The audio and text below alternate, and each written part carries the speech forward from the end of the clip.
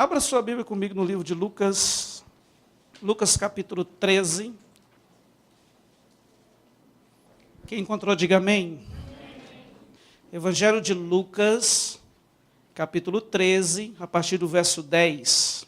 Diz assim: Ora, ensinava Jesus no sábado, numa das sinagogas, e veio ali uma mulher possessa de um espírito de enfermidade.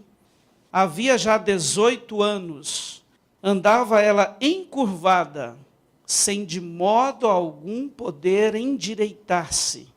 Vendo-a Jesus, chamou-a e disse-lhe: Mulher, estás livre da tua enfermidade.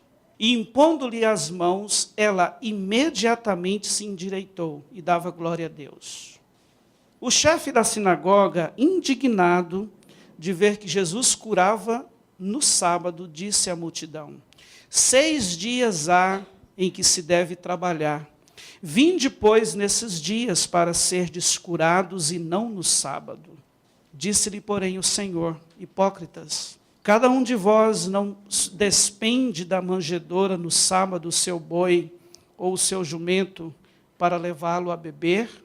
Por que motivo não se devia livrar deste cativeiro em dia de sábado esta filha de Abraão, a quem Satanás trazia presa há 18 anos? Tendo ele dito estas palavras, todos os seus adversários se envergonharam.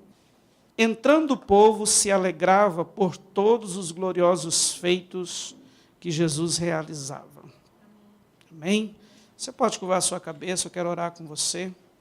Senhor, no nome de Jesus, nós te agradecemos por essa oportunidade de estarmos aqui, envolvidos com a tua glória, tomados pelo teu Espírito Santo, e agora diante da tua palavra. Senhor, eu oro para que esse Espírito que nos ensina todas as coisas, que ele possa arrebatar o coração de cada um dos meus irmãos, das minhas irmãs que estão aqui nesta noite.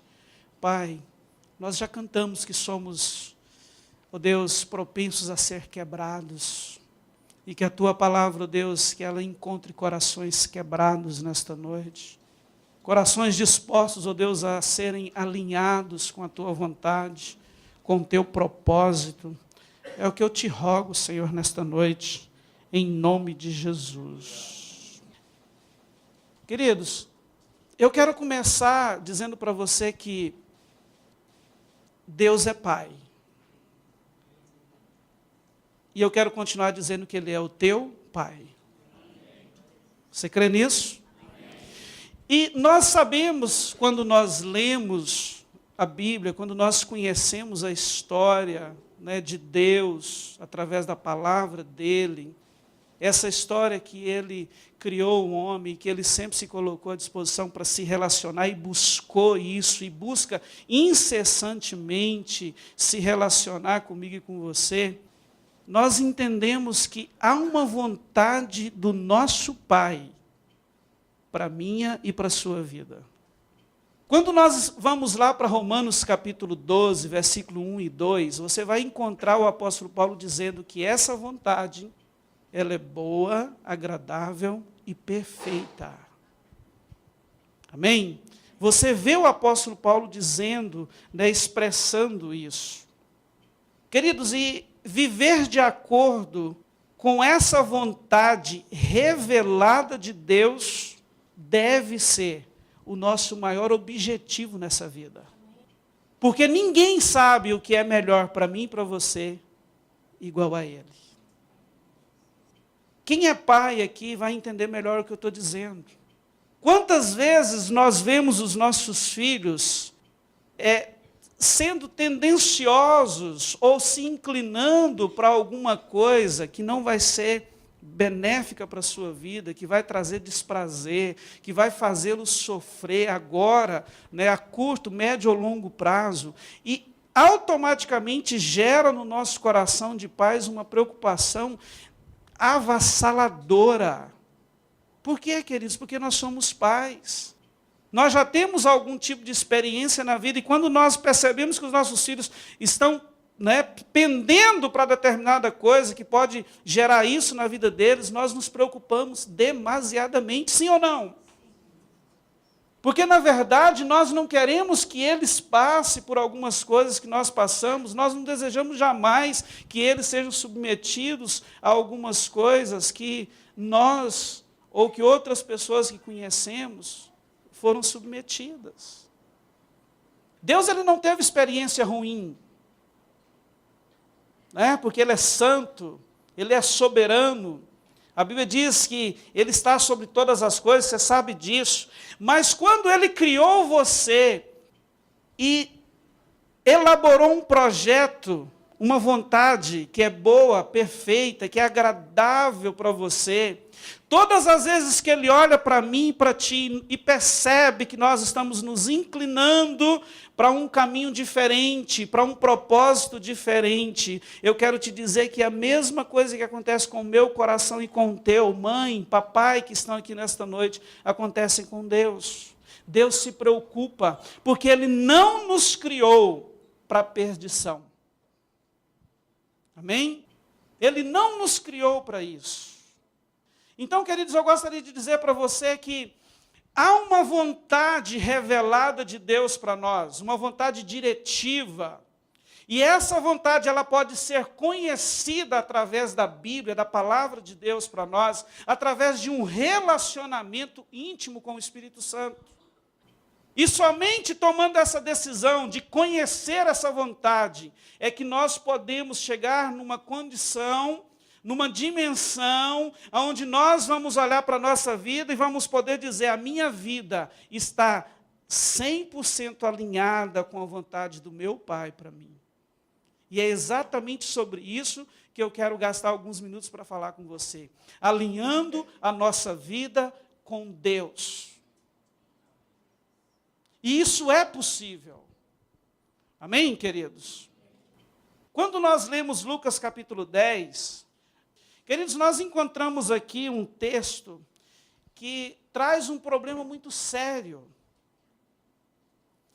E eu gostaria de dizer para você que se essa mulher existisse hoje, em clínicas ortopédicas nenhuma, em meio medicinal nenhum que poderia existir na face da terra, seria capaz de resolver o problema dela.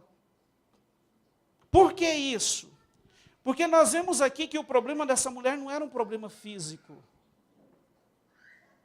Ela tinha um problema seríssimo, e eu quero dizer para você que muitos, talvez alguns que estão aqui nesse lugar, nesta noite, têm andado tão acostumado com o seu modo tão limitado de vida, sem horizontes, sem sonhos, sem desejos, que não tem percebido quão deformado tem sido o corpo da sua vida.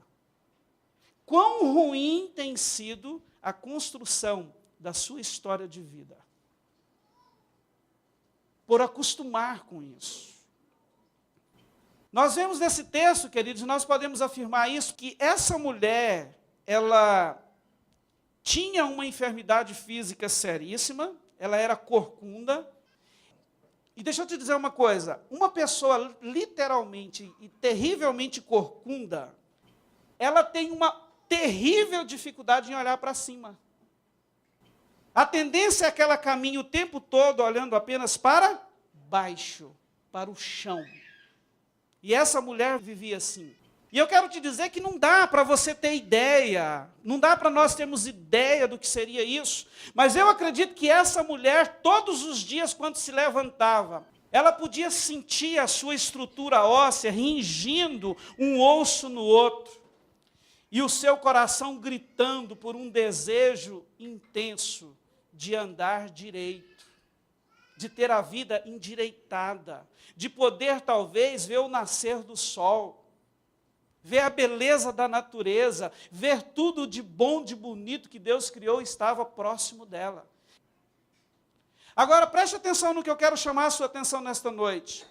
Nós estamos falando aqui de uma mulher que tinha uma enfermidade física seríssima, que não é normal encontrarmos gente assim hoje, no nosso meio.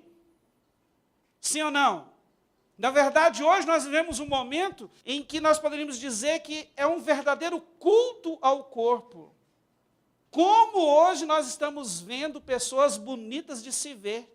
Você quer ver uma prova disso? Olha para a pessoa que está do seu lado. Olha para mim. Você quer ver outra prova disso? Eu queria trazer algumas fotos para você, mas eu acho que eu ia expor muito a minha pessoa. Eu não quis fazer isso. Queridos, pare para olhar no seu álbum de fotografia de 10 anos atrás. Eu olhei numa foto quando eu me batizei há 26 anos atrás, irmãos, se vocês verem essa foto. Se vocês se comparar o Jorge daquela época, olha que eu era bem novo, né? Eu tinha 16 anos. Irmãos, como o tempo foi bom comigo. Mas não é verdade? Você quer rir um pouco? Pega o álbum de fotografia da sua família e comece a olhar as fotos antigas, você vai ver o tanto que hoje nós somos cercados e estamos sendo feitos pessoas mais bonitas a cada dia. Aleluia, né? Isso é bom. Entende, queridos? Então, olha só. Nós estamos falando de um problema que, na verdade, é quase inexistente hoje. Mas permita-me te dizer algo.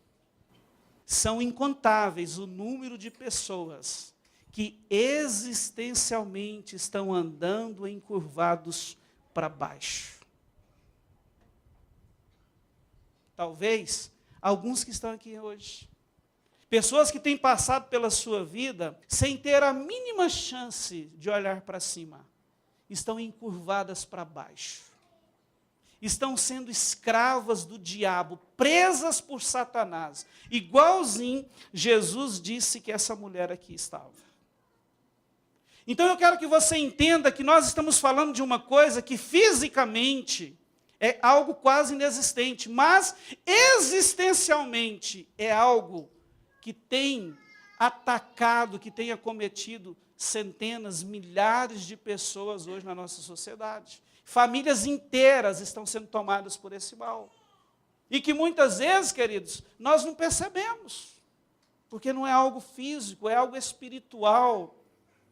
Quando você olha para essa mulher, você vai perceber o evangelista Lucas dizendo, preste atenção nisso, que Satanás a trazia presa. Satanás estava fazendo dessa mulher possessa. Havia um espírito de enfermidade em cima, nas costas daquela mulher, e foi isso que a levou a andar encurvada por 18 anos. Então, queridos, isso tira aquela ideia que talvez essa mulher ficou corcunda através de um problema físico, biológico, ou talvez porque ela ficou assentada de uma postura não correta na cadeira do escritório por longo tempo. Não, não foi nada disso não, queridos. Não foi porque ela levou um tombo do colo da mãe quando era criança. Não foi porque ela ficou, talvez, naquela época, muito tempo encurvada, lavando roupas no ribeiro. Não. A Bíblia diz que ela vivia encurvada porque havia um espírito de enfermidade que há 18 anos estava fazendo dela uma mulher possessa. Você entende isso? Eu e você precisamos entender algo. Nós não podemos menosprezar o diabo. O diabo, queridos, é real. Nós não podemos esquecer da sua existência. Entende isso? Ele é tão real quanto a mim e a você. Ele é real. Ele não é uma figura mitológica como um saci pererê, uma mula sem cabeça. Ele não é, ele existe. E quando Jesus foi falar sobre o nosso inimigo, ele disse que o propósito dele é matar, roubar e destruir você. Isso não é uma brincadeira. Entendem isso? E nós percebemos, nós já sabemos disso, queridos. Por que ele quer te destruir? Por que ele quer nos matar? Nós entendemos que o problema dele não é comigo e nem com você. O problema de Lúcifer é com Deus. Mas como ele não pode ferir diretamente a pessoa, a autoridade de Deus, O que ele faz agora? Ele tenta ferir você. Ele virou o seu canhão de destruição, de diabeiras, ao seu rumo, ao meu rumo, ao rumo da nossa família. Sabe por quê? Porque ele sabe que se ele conseguir destruir um de nós, ele estará tocando de forma profunda e muito dolorida o coração de Deus. Porque Deus ama você. Porque Deus nos ama. É esse o objetivo. E isso é real. Entende? E diante disso tudo, o que se percebe? Satanás, queridos, isso aqui não é uma brincadeira, isso é muito sério. Ele tem possuído vidas. Ele tem dominado famílias inteiras. Ele tem destruído casamentos. Ele tem destruído lindas histórias de amor. Ele tem destruído vida de homens do coração bom. Vida de mulheres, queridos, com intenções ótimas no coração, com relação à família, a Deus, a filhos, a tudo. Porque esse é o propósito dele aqui na terra. É destruir, é acabar com tudo aquilo que traz prazer para Deus. Mas o principal objetivo é destruir você. Para entender, queridos, um pouquinho mais sobre isso, deixa eu te dizer algo. Quando eu comecei a pensar nessa questão, por que essa mulher viveu encurvada, e eu comecei a meditar, a conversar com o Espírito Santo sobre isso, eu conheço famílias inteiras que nunca conseguiram romper em nada. Eu conheço casais, queridos, que moram na mesma casa, dormem na mesma cama por anos, mas já estão destruídos, há muitos deles. Homens infelizes, mulheres infelizes, filhos infelizes, frustrados. E eu quero abrir um parênteses, muito deles, pessoas que fazem parte de igrejas, que conhecem a palavra de Deus. E a questão é, Senhor, eu comecei a falar, Senhor, eu preciso entender isso. Nós precisamos entender qual é a causa desse mal que muitas vezes ataca a nossa vida, a nossa família, entra e nos domina, e domina a casa, queridos, de um jeito que parece que Deus não é real ali. Parece que Deus não existe naquele contexto familiar, né, naquela vida, naquele coração humano. E preste atenção nisso. Procurando pela Bíblia, queridos, outras pessoas corcundas, não encontrei. Não tem, queridos. Gênesis e Apocalipse só tem essa mulher aqui, pelo menos que eu encontrei. Mas eu encontrei outras pessoas existencialmente corcundas. Exatamente para testificar isso que eu estou falando para você. Pessoas até que fisicamente estavam perfeitas, vivendo uma aparência maravilhosa, mas espiritualmente estavam encurvada para baixo. Totalmente tomada por um mal igualzinho a esse que existia sobre a vida dessa mulher. E o primeiro exemplo está em 2 Samuel, capítulo 11, que conta a história de Davi. A Bíblia diz que Davi andou muitos dias encurvado, porque ele escondeu o pecado em seu coração. E preste atenção, a Bíblia chama Davi de homem segundo o coração de Deus, ele era um grande rei, homem de Deus e muito abençoado, mas a palavra de Deus diz também em 2 Samuel capítulo 11, que este homem um dia caiu em pecado. Queridos, a Bíblia diz que eu e você não fomos feitos para o pecado. Quando eu e você pecamos, nós transgredimos a lei e a vontade de Deus. E isso prejudica profundamente a nossa caminhada. Nos tira as forças, nos rouba a fé, nos rouba a confiança, nos rouba, né, a força de continuar lutando. E quando você vai para Romanos, você vai perceber, você vai ver Paulo dizendo que o salário do pecado é a morte. Queridos, a Bíblia diz que Davi, ele cometeu adultério com Betseba, você sabe da história. E além do adultério, a Bíblia diz que ele foi o coautor, ele planejou o assassinato do esposo de Betseba. Quando você lê essa história, você vai perceber que Davi, ele cometeu o pecado de adultério, o pecado do assassinato. E durante todo o processo de gravidez de Betseba, Davi abraçou com o seu pecado. Ele não se arrependeu. Ele não voltou o seu coração para Deus. Ele escondeu aquilo, queridos, de todos. Mas Deus sabia. E uma coisa terrível, o diabo também sabia. Porque Deus saber não vai trazer condenação, né? Porque Ele é Pai, Ele ama. Se houver arrependimento, Ele perdoa. Como aconteceu com Davi depois.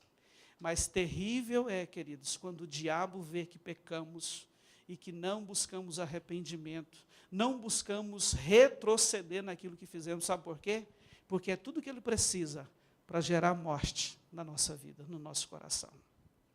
E sabe o que aconteceu? A Bíblia diz que Davi, queridos, ele escondeu isso, né? Ele tentou camuflar o erro que ele tinha cometido. Quando você vai lá para o livro de Salmos, o Salmo de número 38, você vai ver Davi agora no momento de arrependimento pelo seu pecado. E preste atenção no versículo 6, eu gostaria de ler só esse versículo para você. Davi diz assim, ó: sinto-me encurvado e sobremodo abatido. Ando de luto o dia todo. Olha só. Depois daquele momento em que o profeta Natan chega e confronta o pecado na vida de Davi, queridos. E agora lá em Salmos 38, você vê Davi lamentando pelo seu pecado. E no versículo 6 ele diz exatamente como ele estava se sentindo. E eu achei interessante que na versão Almeida, Revista e Atualizada, essa versão usa a mesma palavra de Lucas 10 para a mulher possessa. Davi olha e diz assim: eu sinto-me encurvado, totalmente abatido. E se você ler o resto do Salmo, você vai ver como foi, né, o lamento de Davi, porque ele esmiuça ali aquele momento de encurvatura por causa do pecado que ele viveu. Imagina, Davi como rei, você acha que ele baixou, como diz o bom goiano, a crista, como rei que não perdia uma guerra, nesse período que ele estava guardando, escondendo o seu pecado? Não. Exteriormente, queridos, estava tudo normal. Estava ali o rei, o grande homem de Deus, o poderoso Davi, o grande guerreiro, o sábio Davi, mas existencialmente, espiritualmente falando, era essa a verdade sobre Davi que ele expressa no Salmo 38. Ele estava profundamente abatido e totalmente corcunda, encurvado. Olha o tanto que isso é sério. Sabe aquele ditado que nós ouvimos muito, que muitas vezes as aparências enganam? Engana mesmo, né? Talvez alguém olha para a gente, para mim, para você, muitas vezes, e nos vê tão certinhos, tão bonitinhos, tão santinhos, tão gente boa, tão endireitadinhos. Mas é porque, queridos, não podem ver, muitas vezes, o lado existencial, a encurvatura que existe na nossa vida espiritual, né?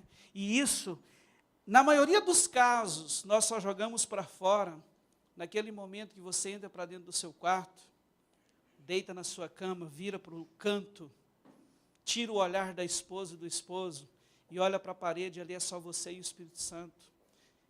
Quantos têm chorado? Porque ali, queridos, se joga tudo para fora. É verdade ou não? E acorda no outro dia, né, se coloca numa posição que está tudo bem, que está tudo normal. Deixa eu dizer uma coisa para você. Nós não fomos feitos para viver assim. Certo dia, queridos, eu ouvi uma palavra, uma frase do pastor Luciano Subirá, que essa frase ela tocou muito em mim. Preste atenção nisso. Ele diz assim: melhor do que pecar e ser perdoado é não pecar.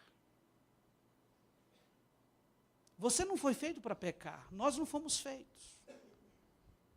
Mas se porventura, queridos, você pecar, João diz assim: lembrai-vos que vocês têm um advogado junto ao Pai. E Ele é justo para perdoar todo o pecado. Entende? Se não há pecado, glória a Deus, queridos. Mas se porventura pecar, ei, não vale a pena guardar isso. Porque o diabo sabe. Entende? Ele sabe. E só tem uma coisa que pode nos livrar de toda acusação, de toda encurvatura por causa do pecado. É uma confissão a Deus. Porque quando você assume que errou, o Espírito Santo de Deus vai gerar arrependimento, vai quebrantar o teu coração. E isso acompanhado de uma confissão. João diz que o sangue de Jesus nos purifica de todo o pecado. O que eu quero dizer com isso para você? Que até mesmo o pecado, como aconteceu na vida de Davi, se nós tivermos tido uma decisão de alinhar nossa vida com Deus, jamais será motivo para nos fazer andar encurvados. Porque se você está caminhando numa decisão onde você se alinhou com Deus, acontece um acidente e você comete um pecado, mas há uma decisão, e ela tem que ser rápida, porque a força do pecado é muito grande. Há uma decisão de permanecer alinhado com Deus, com o Espírito Santo, de permitir que o governo do Espírito Santo permaneça. Quando nós voltamos para Deus e abrimos o nosso coração, queridos,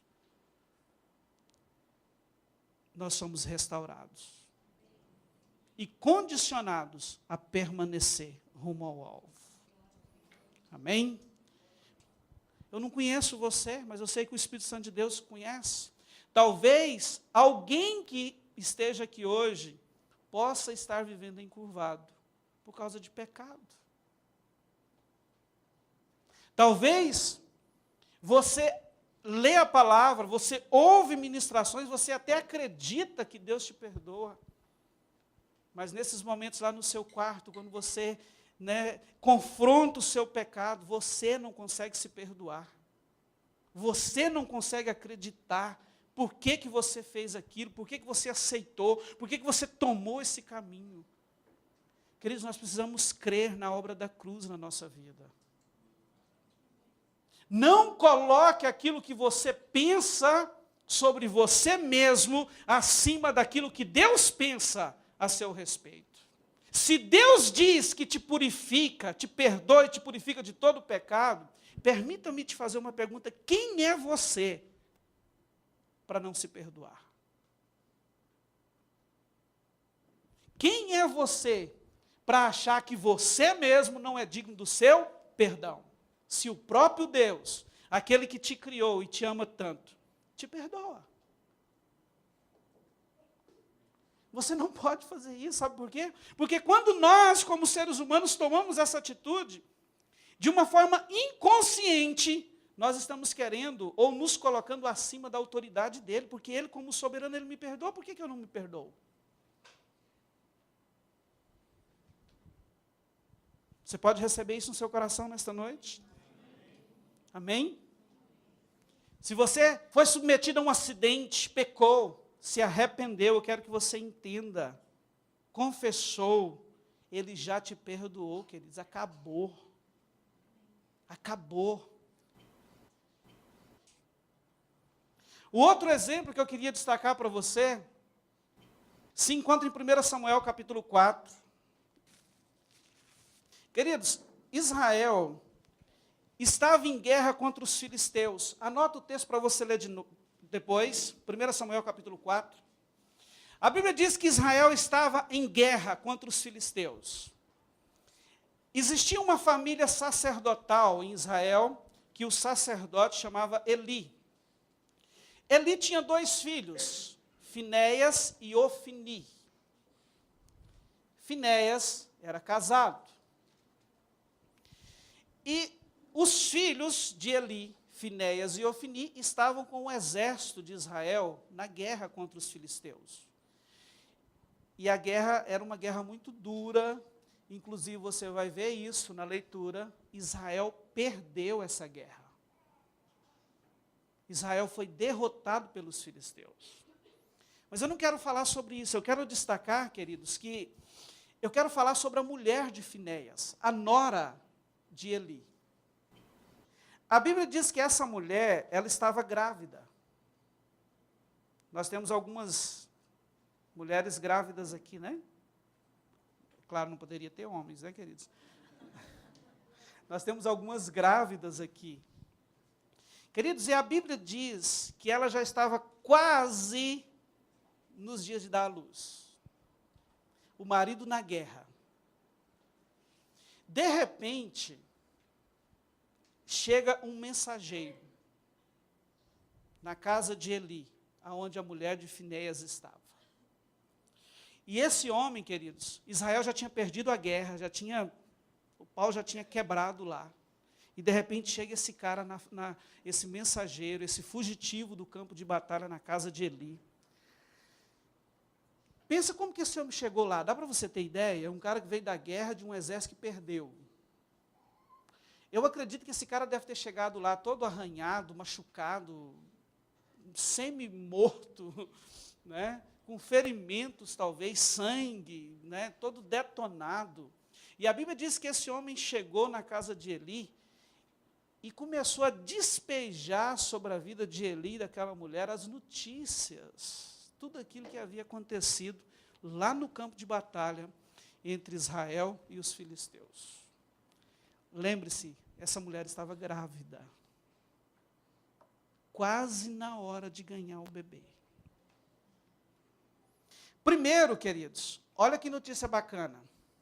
Aquele homem vira para ela e diz assim: o seu marido morreu na guerra.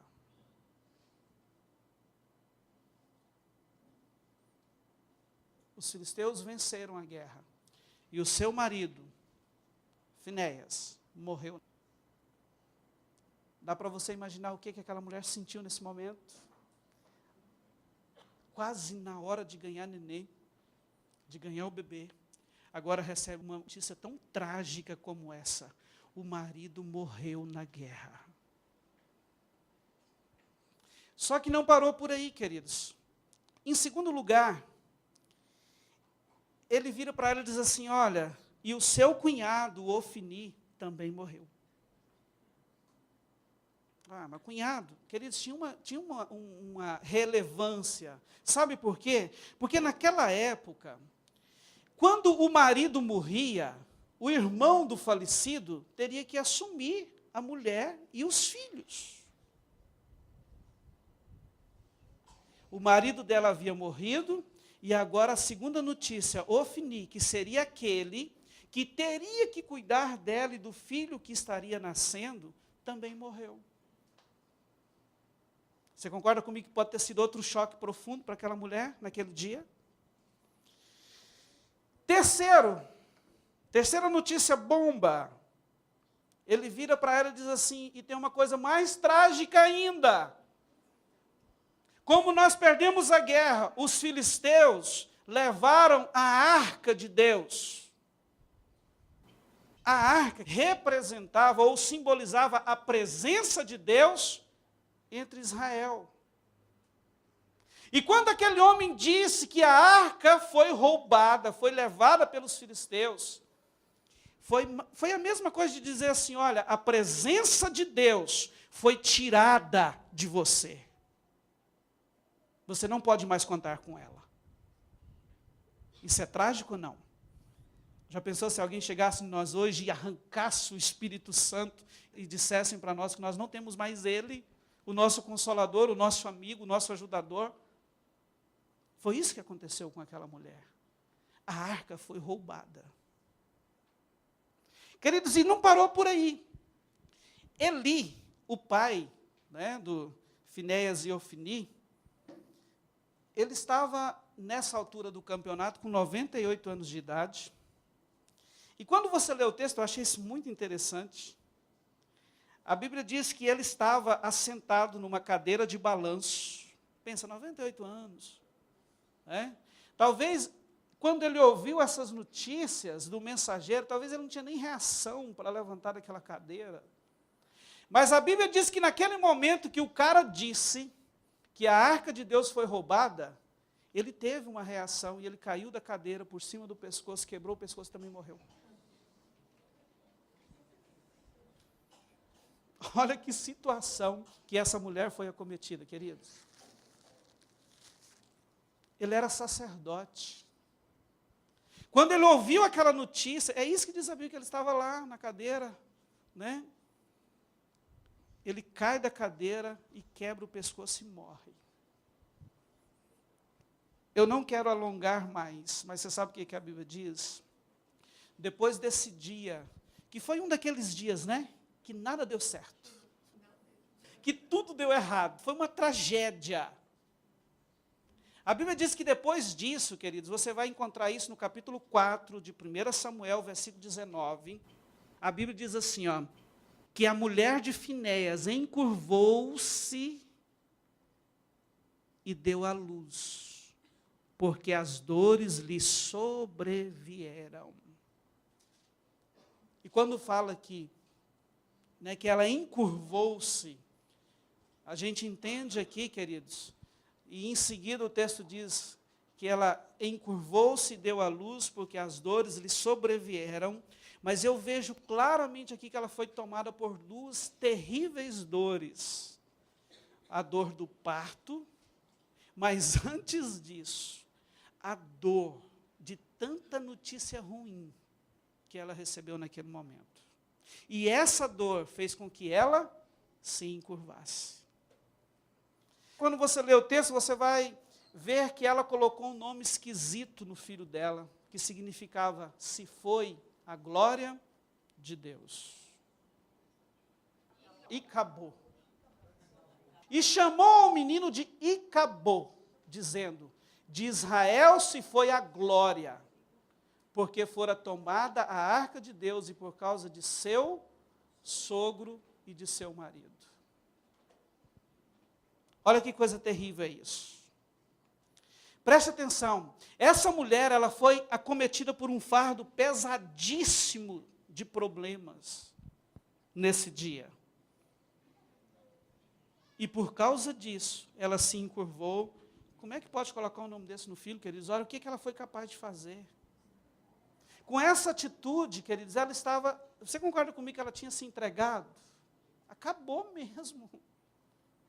Foi essa a conclusão que ela chegou. Agora, preste atenção numa coisa. Quantas famílias estão vivendo isso? Talvez entre os nossos familiares mesmos. Quantos casais, quantos homens, quantas mulheres já chegou e disse assim para o seu casamento? Acabou. Não é acabou, mas acabou. Meu casamento está destruído. Quantos pais estão olhando para os filhos e dizem assim, eu perdi meu filho. A minha família já era. Você já parou para pensar nisso? Isso é algo que tem acometido hoje centenas e centenas de pessoas ou não? Queridos, muitas vezes os problemas, as dificuldades que nós enfrentamos, elas nos colocam numa condição dessa, de olhar para nós mesmos e para o nosso redor e dizer, acabou, eu desisto, eu jogo a toalha. Pega a bandeirinha branca e eu me rendo, eu não dou conta mais. Mas eu quero te dizer uma coisa, que para esse tipo de encurvatura, há um convite. E esse convite, ele é nada mais, nada menos do que de Jesus. Olha só o que Jesus diz em Mateus 11, 28 e 30. Ele diz assim, ó, vinde a mim, todos os que estáis cansados e sobrecarregados, e eu vos aliviarei. Tomai sobre vós o meu jugo e aprendei de mim. Você acha que isso tem alguma coisa a ver com alinhar-se com Deus? Sim ou não? É o que eu quero que você saia daqui hoje, queridos, crendo nisso. Ele continua dizendo, tomai sobre vós o meu jugo e aprendei de mim, porque sou manso e humilde de coração, e achareis descanso para a vossa alma, porque o meu jugo é suave e o meu fardo é leve. Quando você vai lá para Isaías, capítulo 53, você vai encontrar o profeta dizendo assim, certamente, ele, Jesus, tomou sobre si as nossas enfermidades e as nossas dores, levou sobre si. Sabe o que a Bíblia está dizendo, queridos? O que Jesus está dizendo quando ele faz esse convite? Que o seu fardo pesado, a acumulação de problemas, de dificuldades, que muitas vezes, talvez não venha, ou não vem para as nossas vidas num dia só, como aconteceu na vida dessa mulher. Mas acontece um problema hoje, acontece outro amanhã, acontece outro semana que vem, e quando você menos percebe, está com um fardo tão pesado, que você se sente completamente encurvado, sem forças para continuar. A Bíblia está querendo nos dizer que quando eu e você nos encontrarmos assim, é bobagem querer ou tentar levar as coisas sozinho, é para dividir com Ele. É por isso que Jesus olha para nós e diz assim, vinde a mim. Se você se sente cansado, se você está sobrecarregado, se você está com um fardo pesado, venha. Em outras palavras, está dizendo assim, deixa-me pegar o teu fardo, pegue o meu, leve o meu jugo, e você vai entender que ele é suave, aprenda de mim. Mas na maioria das vezes, queridos, por não entender que há essa proposta de alinhamento do nosso coração com o coração de Deus, nós tentamos resolver os nossos problemas, sanar as questões que somos acometidos, e isso nos frustra, e por causa dessa insistência humana, dessa independência de Deus, muitos não estão conseguindo vencer, e o diabo tem tido sucesso, destruído o homem, a mulher, a família e boa parte da sociedade. Mas essa não pode e não precisa ser a minha e a sua história. Porque nesta noite, o Senhor nos chama para um alinhamento com a vontade, com o propósito dEle. Permita-me te dizer algo. Vamos voltar para Lucas capítulo 10. Tem algumas coisas, queridos, nesse texto que me chamam muita atenção. A Bíblia diz que essa mulher ela estava encurvada e que de maneira nenhuma ela poderia se endireitar. E por 2 vezes, o texto faz menção ao tempo de sofrimento que aquela mulher estava submetida. No versículo 11 você vai ver a Bíblia dizendo que havia 18 anos que ela andava encurvada. E no versículo 16, novamente, Jesus fala sobre isso quando ele diz assim, a quem Satanás trazia presa há 18 anos. Queridos, quando eu li isso aqui, eu me fiz uma pergunta. Por quê? Que num texto tão pequeno como esse, uma diferença entre 5 versículos,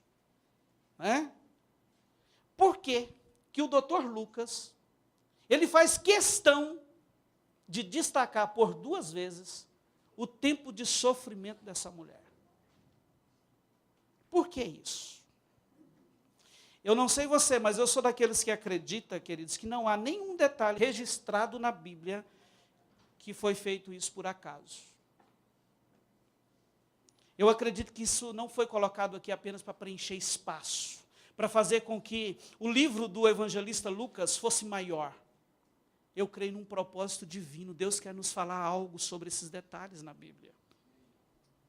Entende? E o que eu acredito aqui é que o Espírito quer te dizer nesta noite que não importa quanto tempo tem que que você está sendo encurvado por determinado problema, com Jesus a história pode mudar.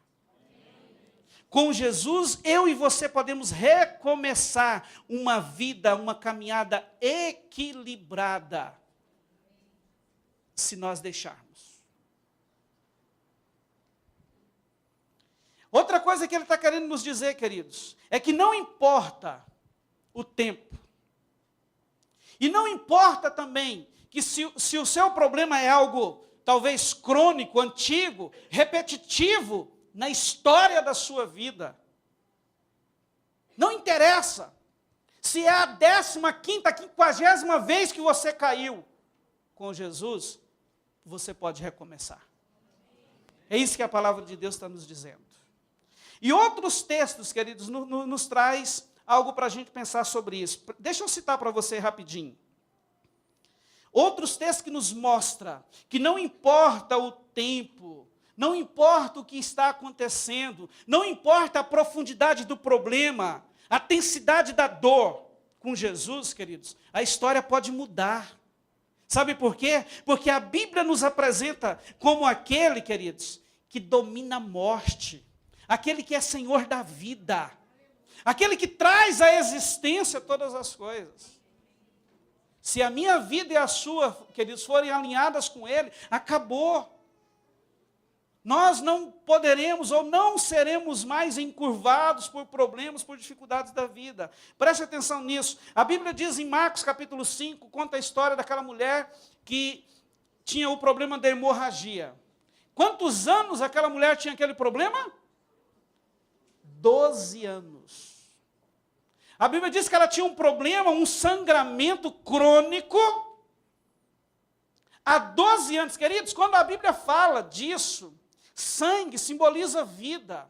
Em outras palavras, quando você olha para a história daquela mulher, você pode dizer que todos os dias aquela mulher estava vendo a sua vida indo, se esvaindo, morrendo aos poucos durante 12 anos. Mas naquele dia, quando ela olhou para Jesus e resolveu ir lá e tocar nele, o que aconteceu? A Bíblia diz que no mesmo instante a hemorragia cessou. Você pode dar um glória a Deus? Quando você lê Marcos capítulo 9, que foi aquele acontecimento quando Jesus subiu no monte e se transfigurou, lá no pé do monte estava acontecendo uma história muito interessante, queridos. Chegou um pai com um filho problemático. Depois você pode conferir isso lá, Marcos capítulo 9. E a Bíblia diz que o filho desse homem ficava possesso. Ele ficava endemoniado. E ora os demônios pegavam aquele menino, quando ele estava próximo de água, e o demônio o jogava na água. Se o menino estivesse perto de um fogo, o demônio pegava, ele ficava possesso e o menino caía no fogo. Claro, o diabo queria destruir, matar a vida daquele rapaz. Quando Jesus desce do monte, após a transfiguração, aquele pai é conduzido à presença dele. E naquele momento, queridos, Jesus faz uma pergunta que para mim é chocante. Ele vira para aquele homem e pergunta assim: há quanto tempo isso está acontecendo com o seu filho? O pai vira para Jesus e diz assim: Senhor, desde a infância. Desde quando ele era pequenininho, o Senhor está acontecendo com ele, eu não sei mais o que fazer. Aí Jesus vai e cura o menino. Sabe por que Jesus faz esse tipo de pergunta, queridos? É porque Ele quer mostrar para mim e para você que os nossos problemas podem ser desde berço. Entende? Pode estar existindo na sua vida desde quando você era criança. Se Jesus entrar na sua história, é uma nova vida, uma nova história. Entende? É para isso que esses detalhes, queridos, algo que eu creio muito, é para isso que esses detalhes são registrados na Bíblia. É para mostrar para mim e para você que não interessa nada. Pode ser a pior coisa, o pior problema, crônico, repetitivo na sua história, pode ser desde a sua infância. Jesus é a nossa solução. Jesus é a nossa salvação. Entende? Ele é o único que pode mudar esse quadro, queridos. E para encerrar, eu quero voltar para Lucas 10. Eu quero falar sobre essa mulher mais um pouquinho. Queridos, eu volto a dizer, eu não conheço a sua história. Mas eu sei que Deus conhece, e Ele não me trouxe, não te trouxe aqui hoje, apenas para ocupar um lugar nessa cadeira. Talvez tenha alguma coisa que precisa ser endireitada na sua caminhada nesta noite. É por isso que você está aqui.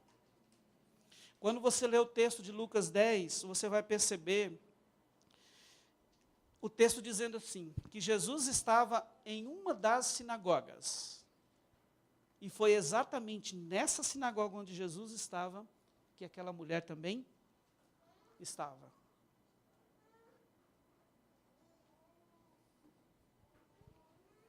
O que eu quero dizer com isso? Você poderia ter ficado em casa hoje. Não poderia?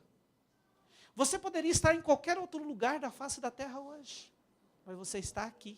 Você acha que isso também não tem sentido? Você acha que o poder soberano de Deus não agiu também para que você viesse aqui nesta noite para ouvir o que você tem ouvido? Isso não é apenas um detalhe na sua história. Eu gostaria de dizer isso. E você vai ver no texto que quando Jesus viu aquela mulher com aquele problema, Ele a chamou. E aqui, queridos, tem algo que nós precisamos entender. Quando Jesus chamou aquela mulher encurvada, a Bíblia diz que ela se expôs à presença dele. E foi quando Jesus a tocou e a curou. Não adianta muitas vezes nos identificarmos, ou identificar na nossa vida algum problema, ou nos identificarmos como alguém que fisicamente está perfeito, mas existencialmente está encurvado. Não é o suficiente identificar isso. Precisa existir algo a mais. Você olhar para tudo que Deus tem ministrado no seu coração, desde quando você entrou aqui e acreditar nessa palavra, e olhar para Jesus e dizer assim, Jesus, eu entendi que o Senhor está me chamando para um alinhamento. E abrir o seu coração para Ele e dizer, Senhor, quanto tempo eu estou tentando resolver esse problema?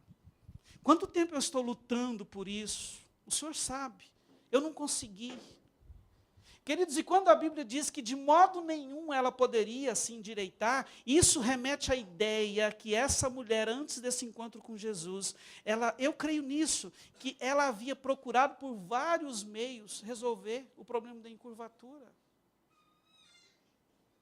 Mas naquele dia, quando ela se expôs a ser tocada por Deus, e no momento em que Jesus a tocou, a Bíblia diz que ela foi livre daquele espírito de enfermidade. Eu gostaria de terminar essa ministração nesta noite te fazendo essa pergunta. Você está disposto a se aproximar dele, para que ele possa tocar na sua história nesta noite? Casal, vocês estão dispostos a se aproximarem de Deus para que Deus toque no seu casamento? Você está disposto a ouvir o chamado do Espírito Santo nesta noite e se colocar na presença dele e dizer, Senhor, eu entrego os pontos, eu não aguento mais viver encurvado, eu não quero mais isso para a minha vida e eu sei que só o Senhor é a solução para mim. Você está disposto a fazer isso? Porque se você não tiver tudo isso que está acontecendo hoje nesse lugar, tudo que você está ouvindo, aí sim será apenas um detalhe na sua vida. Mas se você tiver, não será um detalhe, mas será um marco. Porque quando você se expor, o poder de Deus vai te tocar. E a glória de Deus muda a nossa condição. Eu gostaria que você curvasse a sua cabeça.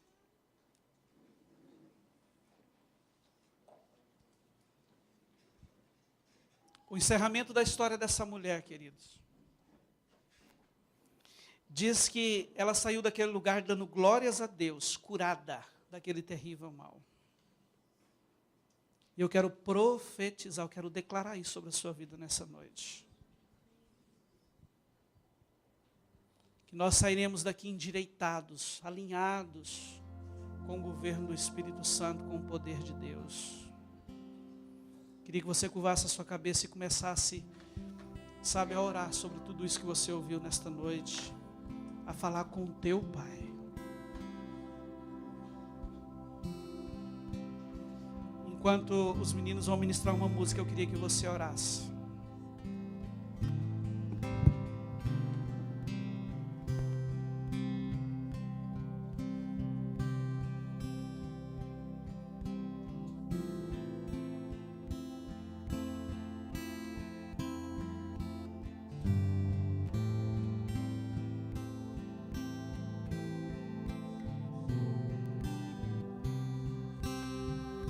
Comece a falar com o Espírito Santo, queridos.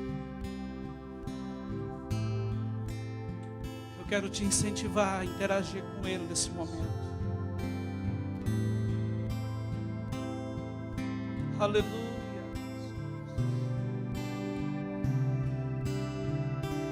A unção de Deus, queridos, é real neste lugar, é real sobre a sua vida. A glória de Deus é real sobre você. Permita ser tocado por ela nesta noite. É tempo, queridos, de decisão. É tempo de alinhamento.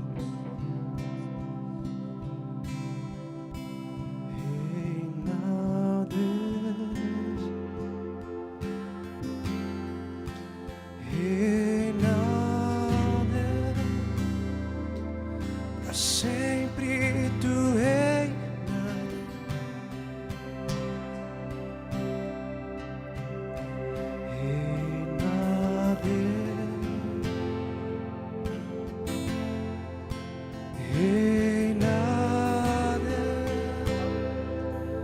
Sempre tu reina.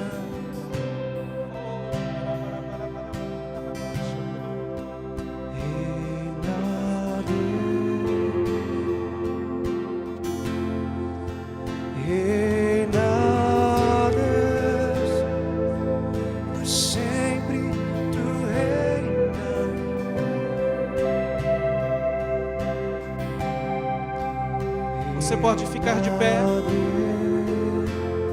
e continuar adorando ao Senhor. Declare isso. Para sempre tu Aleluia. reinarás. Reina Deus, reina Deus, para sempre tu reinarás.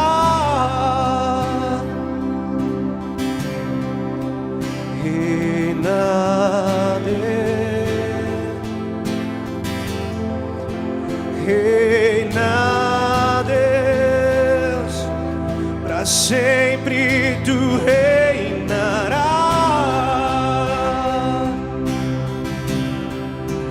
Reina Deus, reina Deus, para sempre tu reinarás.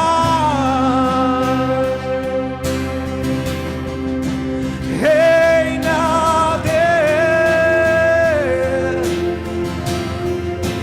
reina Deus, sempre tu reinarás. Te entregamos o controle. Reina Deus, reina Deus, para sempre tu reinarás.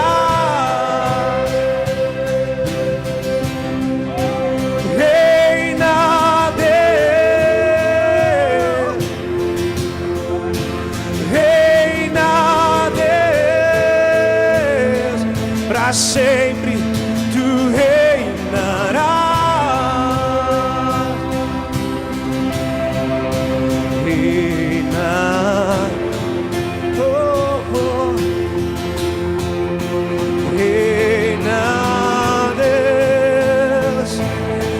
sempre tu reinarás.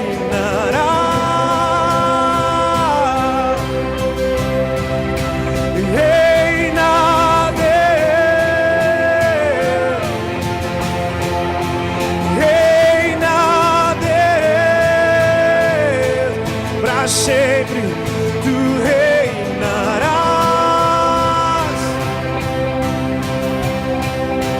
Reina, Deus, governa, Senhor. Reina, Deus, pra sempre.